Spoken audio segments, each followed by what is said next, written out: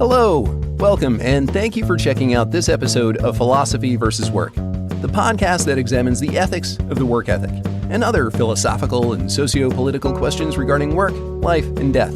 I am Michael Murray, and I'll be your guide on this philosophical journey.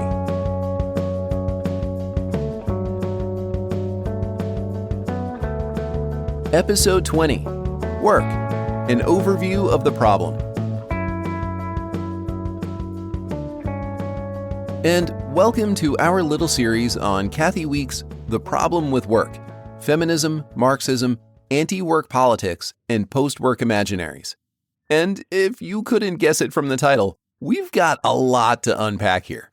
And there's no way this is all going to fit in one episode. I'm going to be breaking this down into two sections over several episodes. I'm not going to go too deeply into the methodology of the non-teleological utopia part of the argument, as I covered that before in episode 10, Work and Utopia's End. Following weeks, I'm breaking these sections into what she calls the refusal and the demand. The first part, the refusal of work, being the diagnostic and deconstructive dimension of a critical theory of work, the work society and the work ethic, what that is, our religious, political, and moralized approach to work, and where that comes from, our general failure as a society to approach work critically, and therefore, our failure to approach work politically, following its privatization and individualization as a result of the work ethic. And anti-work politics, the disruptive force that reveals the flaws and weaknesses of the work society. The second part, the demand for remedies and for the imagining of alternative futures, are the prescriptive and reconstructive aspects, the postwork imaginaries that stand in as a placeholder for something yet to come. Now, it's important to note that Weeks isn't merely critiquing capitalism, but work and the work society as such. She also critiques socialism in explaining why she uses postwork as a placeholder for something yet to come, rather than advocating for socialism as a capitalism alternative. In this regard, capitalism isn't the root of the problem. It's a result that follows from what Marx referred to as the primitive accumulation of wealth that necessarily precedes capitalism. And that accumulation, Weeks notes, is a direct result of the Protestant ethic. I noted before that I had a faculty advisor that wasn't particularly fond of my pairing Marx and Weber, but Weeks does, I think, an elegant job of explaining why we need to take them both together in a critical theory of work. We'll get to this in a minute. To make a rough medical analogy, capitalism is AIDS, but the work ethic is HIV. Over the course of this little series, we're going to be surveying quite a lot of theory, much of which we'll get into in more detail later down the line.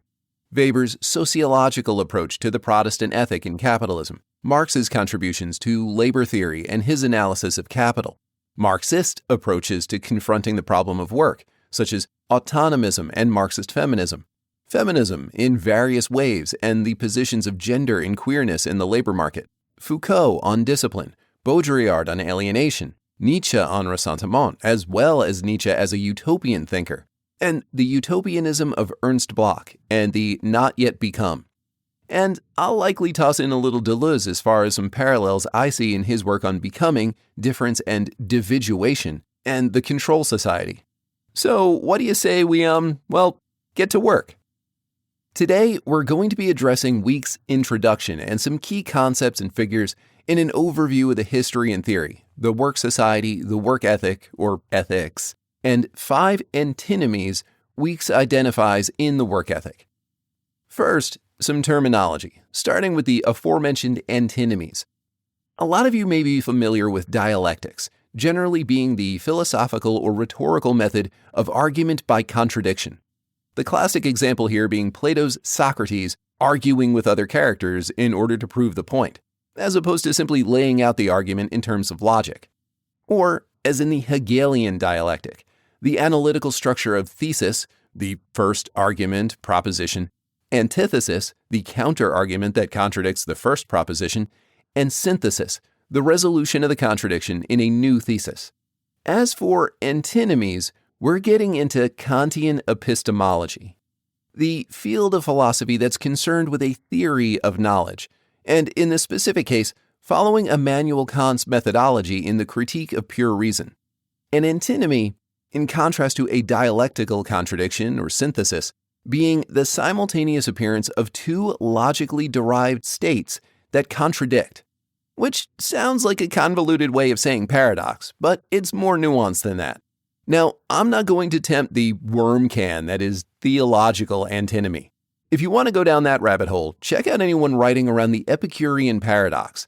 In short, that evil cannot exist if God is all-powerful and all-good, or that if God and evil both exist, then God is either not all-powerful or not all-good. For our purposes here, we're just going to lean on what Kant refers to as a dynamical antinomy. In a mathematical antinomy, both conclusions are false because, well, math. In a dynamical antinomy, both sides of an argument may prove correct. The important part here is that we're pivoting away from Hegel and the dialectic model, which was foundationally important to Marx and Marxism and most critiques of capitalism since. Socialism, to a great extent, is a Hegelian-type synthesis trying to reconcile labor, the human productive force, with the means of production. The goal here is a robust critical theory of work as such, not just a mere alternative to work as under conditions of capitalism. Now, I've already said a little about anti-work and post-work, and these will both be addressed more directly in episodes to come, with anti-work as the politically active project and post-work being the semiotic placeholder for this something yet to come. I'll add, this is markedly different from Livingston's use of the term as in defining what we do day to day after we tell work to fuck off.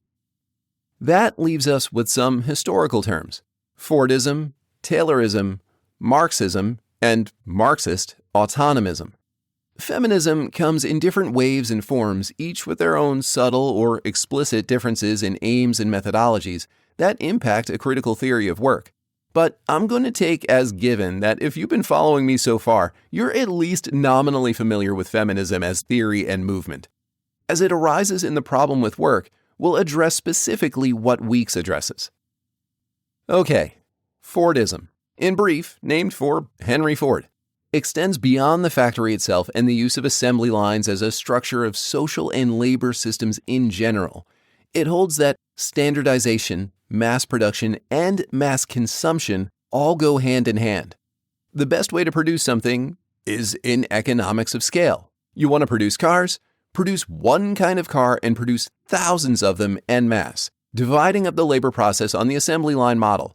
Station A puts in the seats, Station B puts on the wheels, Station C builds this part of the transmission, and so on. And so the job is easily filled because you can grab anyone off the street that needs a job and show him how to do that specific job instead of going through the grossly inefficient apprentice, journeyman, master builder of teaching someone how to build an entire car from the ground up. However, you also need buyers in the market for all of these cars. So you need to pay your employees well enough and price your cars low enough that you can sell them all, focusing your profits on volume. And this extends further. Your workforce, including access to an unemployed or underemployed surplus that you can replace your employees with, needs to be relatively close by, and they all need to buy into the process. And this is, for now, putting aside the broad societal impacts of modeling your production this way. As far as impact on the larger labor market, why earn $2 a day at GM when you can earn $4 at Ford?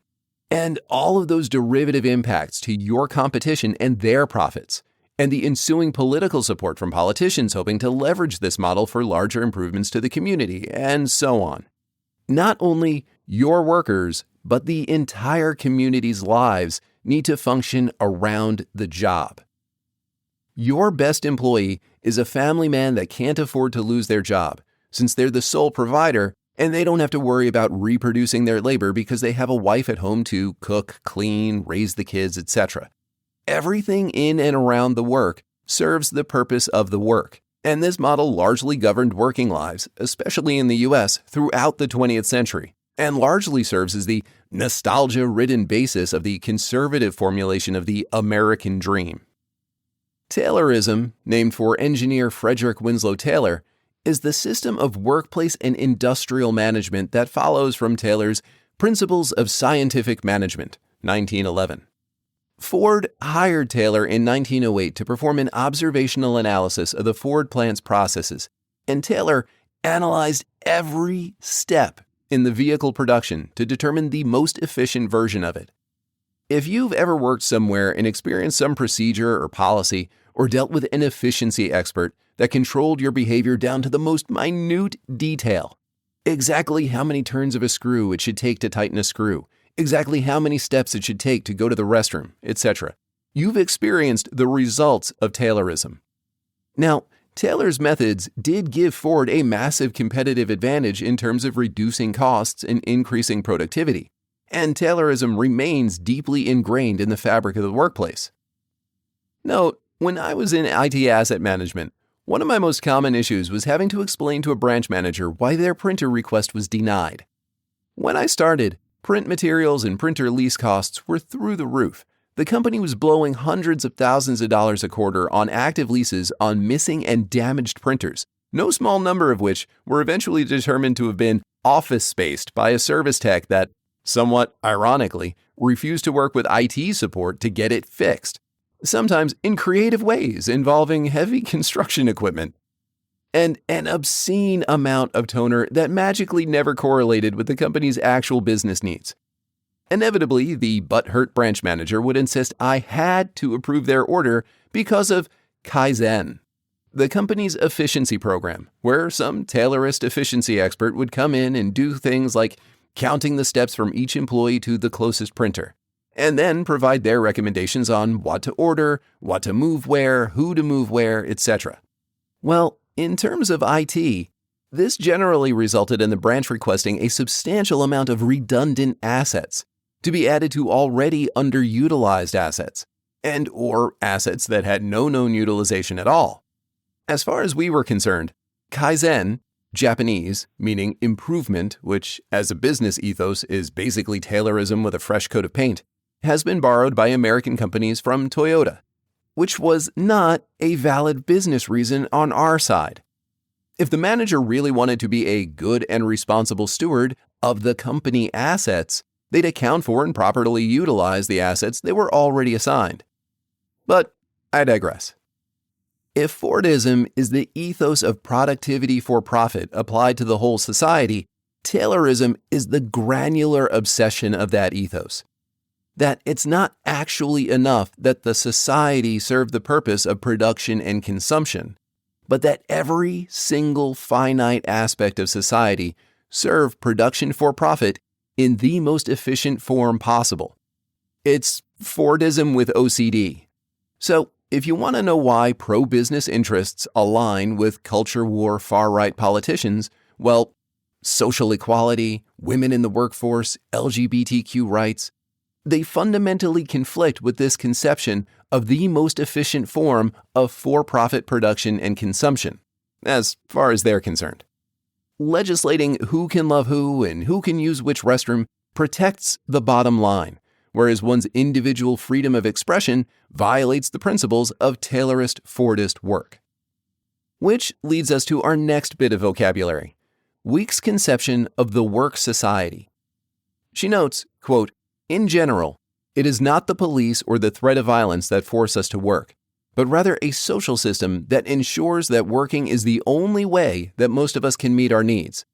The social role of waged work," she continues, "has been so naturalized as to seem necessary and inevitable, something that can be tinkered with but never escaped."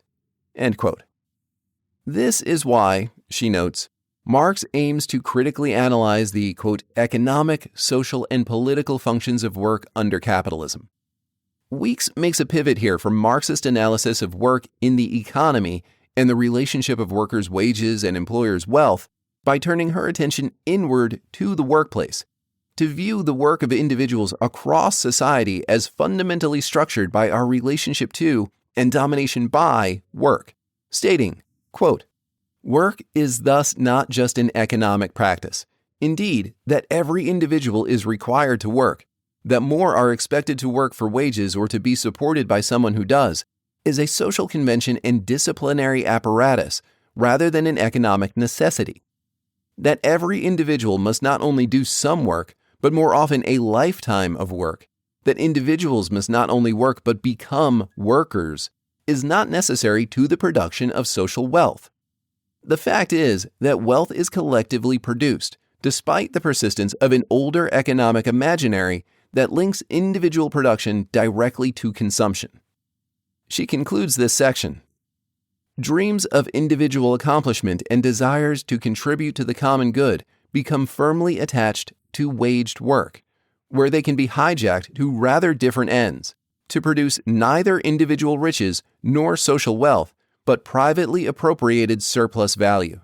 The category of the work society is meant to signify not only the centrality of work, but also its broad field of social relevance. Okay, a brief word on Marxism.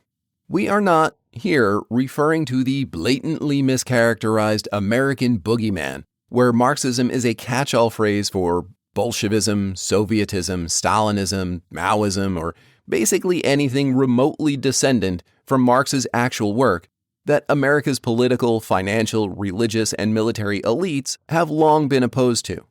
We are referring to the school of thought that follows from Marx's post-Hegelian class consciousness, historical materialist analysis of labor and wages, the means and conditions of production, wealth accumulation, alienation, exploitation, etc., and the thinkers that have tried to address structural and systemic socio-economic problems, holding that Marx was, generally speaking, correct in his analysis.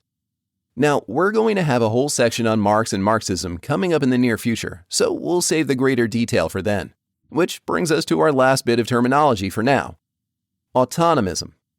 Autonomism, or Marxist autonomism, is a political movement originating in Italy that develops from the works of Antonio Negri, Franco Bifo Berardi, whose text, The Soul at Work, was highly formative for my research on intellectual labor and digital aesthetics, Mario Tronti, Paolo Virno, and Silvia Federici.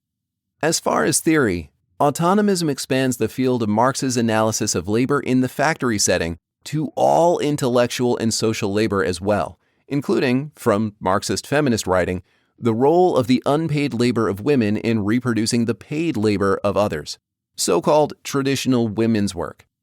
As a political movement, autonomism finds root among many in the, quote, far left, anti-capitalist, anarchist, and leftist libertarian movements, holding generally that the two greatest dangers to the modern world are capitalism and authoritarianism. To wit, some include state socialism, representative democracy, and any political movement that follows a hierarchical structure, upholding, rather, a radical commitment to grassroots democracy. The goal here is autonomy. Okay, I think we've got the important terminology out of the way, but I realized I haven't actually told you who Kathi Weeks is yet. Kathi Weeks, at the time the problem was written, in 2011, was an associate professor of women's studies at Duke. She's still at Duke, but is now professor of gender, sexuality, and feminist studies. Okay, sorry. Just needed to give us all a second to make sure Musk, Trump, or the anti-woke Gestapo weren't about to break the door down and protect the country from gender ideology. She's also written quite extensively on utopian studies, Marxism, historical materialism, feminism, postmodernism, labor, and basic income. While James Livingston disagrees with her conclusion in The Problem, he credits her as critical to having paved the way for what he was writing in No More Work. If you've got 30 minutes to spare, I recommend hopping on YouTube and watching Exploring Feminist Theory, Angela Davis to Housework Obsolescence. Weeks is part of a panel discussion, including Silvia Federici and Sarah Clark Kaplan, on Marxist feminism and post-structuralism, centered on Davis's 1971 essay, The Black Women's Role in the Community of Slaves. It's a thought-provoking discussion about intersectionality in feminist theory, race, labor, and social structure. Link in show notes. Speaking of intersectionality, let's talk about work and class, one of three of Weeks's conceptual pairings that follow from her analysis of the work ethic and the work society, the three being work and labor, work and class, and freedom and equality. I've previously noted that I like to draw a distinction between work and labor, and I contrast the two with toil, But that's a different story for another time. Check out the episode Toward Meaningful Work if you'd like to know more. Ugh, man, now I've got Starship Troopers stuck in my head. I wonder if Neil Patrick Harris ever did a "Would you like to know more?" in the style of "Have you met Ted?" Weeks, however, notes that she doesn't, or at least for the purposes of this book, doesn't distinguish between work and labor terminologically. Side note, she does note that Hannah Arendt, in contrast to Livingston's criticism of the human condition, does critically distinguish between the two terms, stating that she, Weeks, runs roughshod over Arendt's distinction. Weeks' analysis is concerned principally with thinking systematically about work, as opposed to this or that job, noting, quote, "The label work will refer to productive cooperation organized around, but not necessarily confined to, the privileged model of waged labor." Whereas for Arendt, quote, "Labor is the activity that reproduces biological life." Note, not just the physical act of giving birth, but all that falls under what Marx refers to as reproductive labor. Cooking, eating, bathing, cleaning, sleeping, child-rearing, educating, learning, etc. And work as the creation of an object world. Arendt's distinction between work and labor, quote, serves, among other things, to establish by way of comparison a third category, action, as the definitively political activity of being in common, end quote. Weeks does retain the distinct relationship of work and class, though she extends this beyond Marx's proletariat and bourgeoisie, as work, in the current work society, serves to ossify, to make like stone, class inequalities that maintain different workers in conflict, or at least in tension with one another, which serves to preserve the social power of the reigning class. I'm hesitant to use the phrase ruling class, as in a capitalist democracy, while class power is certainly real, the membership and status of individuals within the capitalist class, and certainly the political class, is somewhat, at least, more fluid. The WWE always has a heavyweight world champion, but that belt is frequently changing hands. Weeks draws on Marx's description of the encounter between the buyer and seller of labor in the market as described in Capital. The two meet in the market as equals, but as opposed to a farmer and craftsman that perform an exchange of equal commodities, the buyer and seller of labor leave as distinctly unequal persons. They, the buyer, the capitalist, leaves with the seller, the worker, following. The buyer has purchased the seller as though they were a commodity themselves. Notes Weeks, quote, "Where we had observed two equal individuals, each in possession of a commodity, who agree to make an exchange for the benefit of each, now we witness the inequality that separates the one who steps out in front from the one who follows behind. With this shift of the locus of perception from the marketplace to the workplace, the existence of a social hierarchy based on class comes into sharp focus. But, as noted, this simple distinction between capitalist and worker is insufficient. It fails to take account of any form of unpaid work or other social structures either instituted or supported by the work ethic or the work society that, thus, contribute to the inherent inequalities of economic class, let alone the inequalities within classes. And so Weeks focuses her attention here, on the work ethic and the work society, rather than isolating her argument to class struggle, in the Marxist sense, or cultural ideas, in the sociological sense. The problem of class, in a society that isn't structured by birthright nobility and serfdom or religious caste, results from the problem of work. I want to linger on this idea of the work society for a moment. Weeks notes that in focusing here, her hope is to shift the discourse, quote, from state and government to political economy, from cultural products to the sites and relations of their production, from public spaces and marketplaces to workplaces, end quote. Weeks is doing two things here. First, she's shifting the locus of the discourse from the public sphere to the private. By doing so, we can open the possibility of critical analysis of work and the work ethic, whether we're talking about manufacturing, service work, intellectual work, sex work, care work, paid and unpaid. As Livingston notes in his argument against full employment, Both the right and the left are ultimately arguing for full employment on the basis of what they contend is the best for the society as a whole. Shitty jobs for everyone.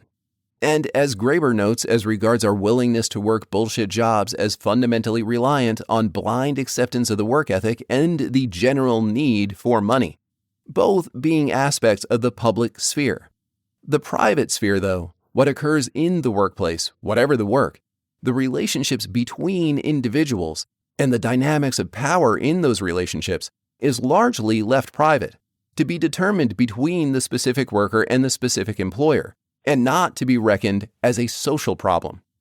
Not far afield, I'd note, from the power dynamics of an abusive relationship behind closed doors. Weeks seeks to drag the abuse out into the light of day.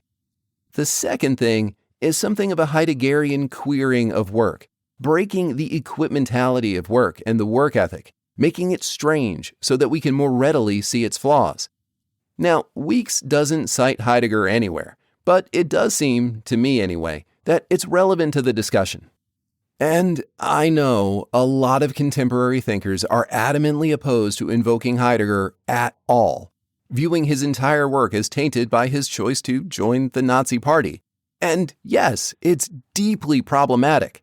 I completely get why they think that.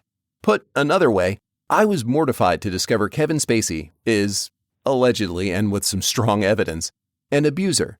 He was one of my favorite actors. But does that change the fact that The Usual Suspects, Seven, Glengarry Glen Ross, Midnight in the Garden of Good and Evil are great movies? Personally, no, I don't think so. Did America win the space race to the moon on the work of Nazi rocket scientists? Yes. Would I ever own a Ford? No. But I've considered Fords to be kind of shitty since long before I discovered Henry Ford was a rabid anti-Semite that used his wealth and power garnered from selling his cars to publish Nazi propaganda in the U.S. and urge American politicians to align with Hitler. But I think we may be getting a little too far off the point. I would note, though, that I think this particular aspect of the relationship of the individual to their work, and I'll note not a part of Weeks' analysis, is far more complicated than merely canceling often warrants, and some of the cancellations seem arbitrary. Take, for example, Harvey Weinstein, convicted Class A sexual predator, with more than half as many allegations of sexual assault and or harassment as his 80-plus Oscars. I don't recall ever hearing anyone call for canceling any of the award-winning films he produced, like Good Will Hunting, Pulp Fiction, Chicago, The Crying Game, My Left Foot, The Lord of the Rings, The Two Towers, the second and the first trilogy, and on. Is it worth putting an asterisk on these careers? Oh yeah. Is it worth throwing everything they touched away? I'm inclined to say no, if for no other reason than to prevent their offenses from becoming forgotten along with their work. Right, back to Weeks and the work society, and this Heideggerian move. Now, revelation is not a strictly Heideggerian move. Hegel writes similarly of aesthetics and religious art, that the function of art, classical Greek, medieval, and Renaissance, is to reveal to us the inner spirit of God. And Marx, too, makes a similar move in seeking to follow the buyer and seller of labor from the market to the workplace to reveal the inner truth of the relationship between the two. I'm leaning on Heidegger's work in that I think it better helps lay the grounds for thinking about works in itself, the workliness of the work, to go full Heidegger, in connection with analyzing the relationships and products of work. Notes Weeks, regarding the shift in perspective from the market exchange to the labor process itself, the activities and social relations that shape, direct, and manage wage-based production, quote, "What are the benefits of this vantage point? What do we see when we shift our angle of vision from the market sphere of exchange to the privatized sphere of production? As the language about revealing secrets suggests, part of what Marx seeks to accomplish by descending into this hidden abode, where our buyer of labor leads the seller to do the work out of the sight of the public, is to publicize the world of waged work, to expose it as neither natural precursor nor peripheral byproduct of capitalist production, but rather as its central mechanism, the wage, and the lifeblood, the work." End quote. Let's swing back to this pairing of work and class. Following Iris Marion Young's move in her 1981 article, Beyond the Unhappy Marriage, a critique of the dual systems theory, this referring to the marriage of Marxist and feminist theories as socialist feminism, or feminist socialism, to methodologically shift Marxist analysis from class division to division of labor, states Weeks, quote, "After all, work, including its absence, is both important to and differently experienced within and across lines of class, gender, race, and nation. In this sense, the politics of and against work has the potential to expand the terrain of class struggle to include actors well beyond the classical figure of traditional class politics, the industrial proletariat. By this measure," she continues, referring to social and institutional relations of labor, particularly relations of interaction and interdependence in a society, whereas class addresses the outcome of laboring activity, the division of labor points toward the activity itself. End quote. It's because of the division of labor, and not just gender division of labor, though that is important. It's the division itself and the valuation placed on this or that job, not to mention the gendered and racialized structures and restrictions workplaces and work cultures employ, formally and informally, that produce and maintain class division. So, if we want to address inequality, we have to look beyond class to the problem of work itself. Concludes Weeks, by at least one way of reckoning, class and work belong to different fields of analysis, and my project pursues the critical study of work instead of class analysis and anti-work politics as a substitute for class struggle. The distinction between the two fields of analysis becomes rather less clear when class, too, is conceived in terms of a process rather than an outcome. I also want to point out a particularly American problem of class as regards the general pointlessness of the term middle class. The vast majority of Americans, rich and poor, blue, pink, white, or collarless, typically consider themselves middle class as a kind of economically sterilized, simultaneously anti-snob, anti-elitist, anti-underclass, which I'm using as a generic placeholder. It seems just about everyone that identifies as middle class has some form of underclass they aim to distinguish themselves from, and generally fall under group names like hillbilly, redneck, white trash, and basically every racial slur as a group name you can think of. The whole, I work to earn a living, but I'm not working class, I'm middle class. Or, sure, we're well off, we own our home, we go on vacation, college is paid for, but we're middle class. And always, we are definitely not like either of them. Thinking back to Roland Barthes and semiotics, middle class as a sign has become so watered down, so vague, that it no longer signifies an actual class. It's become mythologized. It stands in now for a completely different, normalizing or naturalizing, and politically motivated concept. For the working class to consider themselves normal in America, as in not a part of the underclass, they have to consider themselves middle class, a concept which is fed to them and supported for them by marketing, news media, and propaganda. Weeks also points to middle class as a problem for class as an analytical or political category, noting, quote, "Middle class has absorbed so many of our subjective investments that it is difficult to see how the working class can serve as a viable rallying point in the United States today." End quote. And Weeks will say similar for socialism, that it no longer serves as a viable anti-capitalism imaginary because of all the emotional and psychological baggage American culture has dumped on it. Well, of course, this was in 2011. I expect Weeks wasn't counting on someone like Donald Trump coming along with his politics of resentment and his rhetorical race to the bottom, glorifying the underclass, the MAGA deplorables, as superior, valorizing ignorance as independence of thought, and economic struggle as patriotism. One could not caricature a better example of what Nietzsche railed against as ressentiment and the weak will to power than Trump and MAGA. When conservative evangelicals start complaining about Bible passages that portray Jesus as weak, you know you've gone off the deep end. Turn the other cheek? Shelter migrants? Feed the poor? Positions of authority for women? Not my Jesus.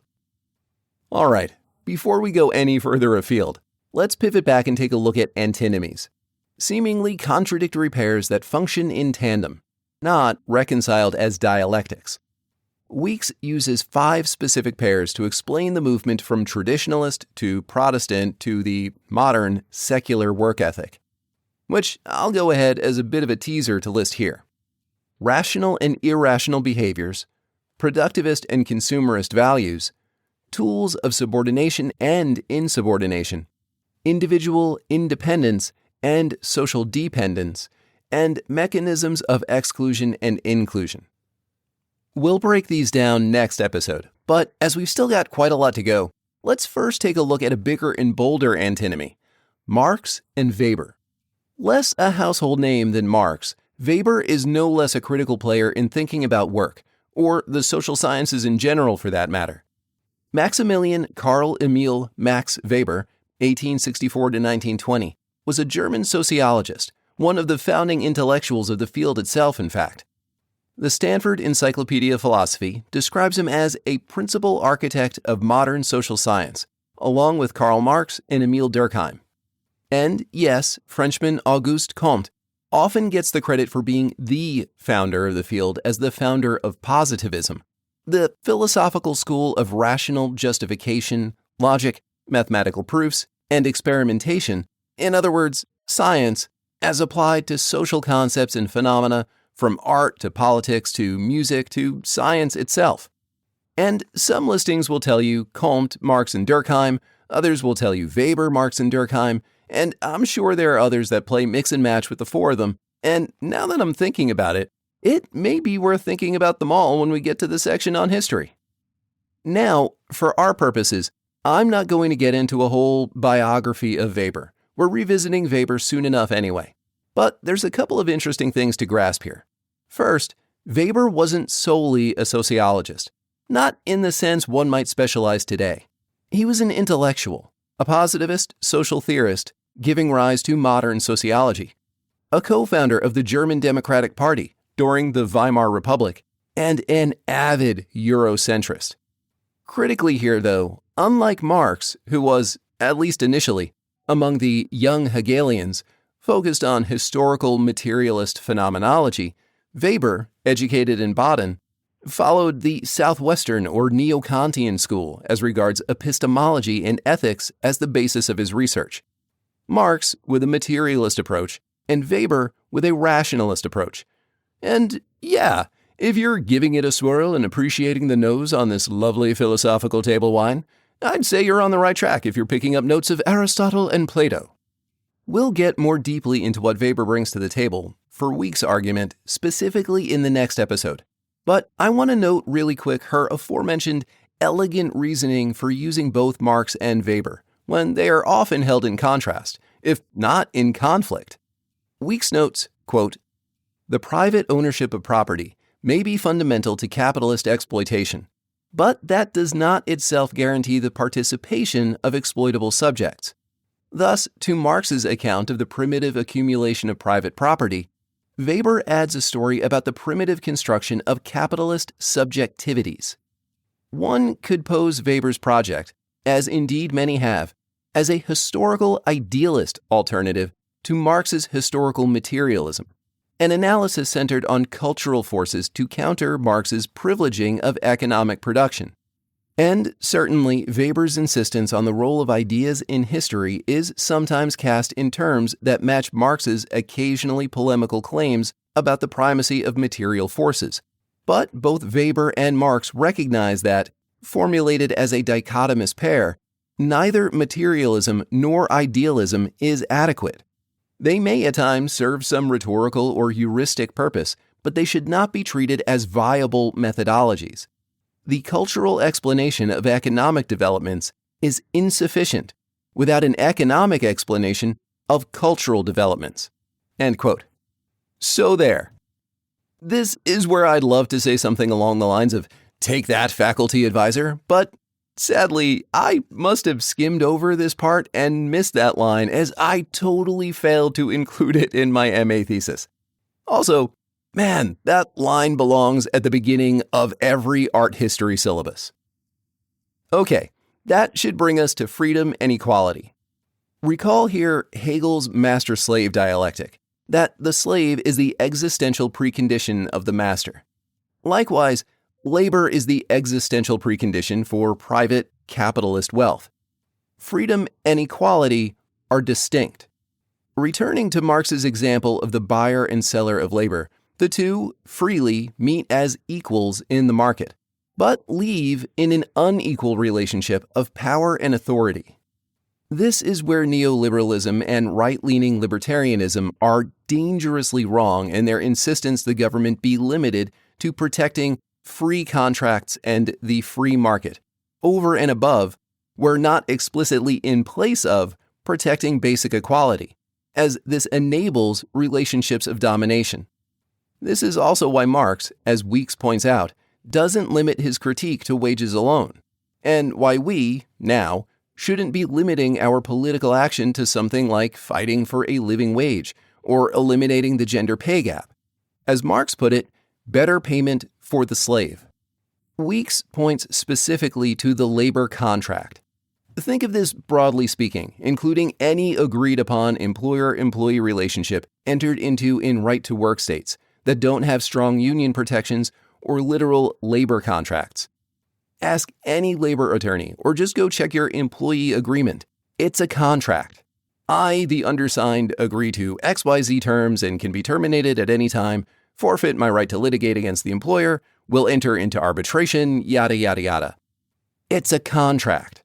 Just if you're in a so-called right-to-work state, it places all of the rights on the side of the employer and all of the obligations on the side of the employee. Notes Weeks, citing Carol Pateman, British feminist political theorist, professor emeritus of political science, UCLA, quote, "The domination and subordination experienced at work is not merely incidental to processes of exploitation." Carol Pateman's analysis of the employment contract is illuminating on this point.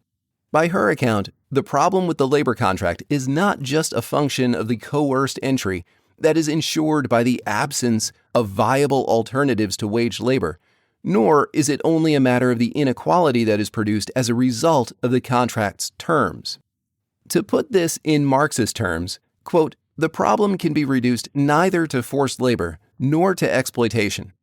Weeks continues, quote, "Rather, we need to pay more attention to the relationship of dominance and submission that is authorized by the waged labor contract and that shapes labor's exercise." End quote. Okay, to close this episode out, let's take a peek in the direction of what Weeks is going to lead to as far as what to do about the problem. The methodology and theory for the refusal and the demand, what she refers to as the Marxist feminist redux. Marxist or socialist feminism of the 1970s Anglo-American tradition is the most formative version of feminism Weeks is leaning on in her argument. It is specifically anti-capitalist and feminist, with a focus on labor to interrogate capitalist and patriarchal social formations. The tradition serves to ground both critical analysis and disruptive political action with the aim of radically transforming work.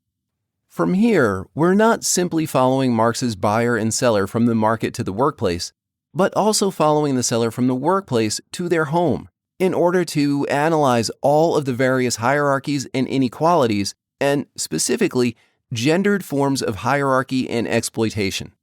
Weeks also, however, calls out this feminist tradition for its productivist tendencies, similar to the fault she finds in socialism as a potential alternative in its being the work society perfected.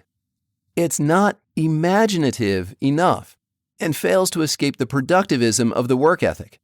Likewise, a problem Livingston identifies in that while trying to confront capitalism, we're continuing to treat work as though in itself it's worth doing, regardless of how demeaning, degrading, or dangerous.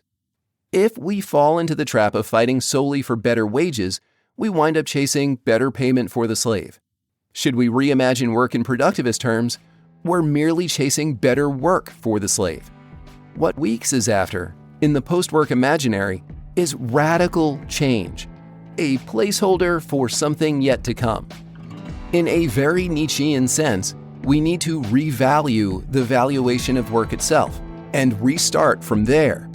In order to do that, we need to perform a genealogical analysis of the work ethic itself, relationships and hierarchies of exploitation and domination, the antinomies that permeate our work society, the revaluation of all work values. Okay, I think that's all we have time for today. Next episode, and I'm not ruling out trying to squeeze in a happy hour in the near future. I'll have to see how things roll over the next couple of weeks here. My own work, situation is a little up in the air at the moment. But next episode on Weeks, we'll get into the work ethic, specifically, and working with a good bit of Weber, how we get from the Protestant ethic to the modern secular work ethic, and how we get from being subjects of work to victims of work. Note, this is my reading of Weeks. Weeks herself doesn't argue here, per se, that the work ethic produces victims of work. And I don't mean victim in the sense Fisher, Graeber, or Livingston might use the term either. Stay with me. I think this makes sense. Till next time. If you enjoyed this episode of Philosophy vs. Work, well, you know the shtick.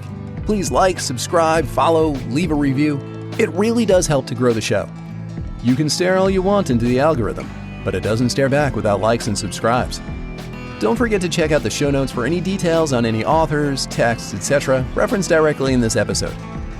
If you find the project valuable, consider supporting the channel. Or maybe you're feeling generous and just want to support my coffee habit, or keep Keo and catnip. Either way, links to support the channel are in the doobly-doo below. Thank you.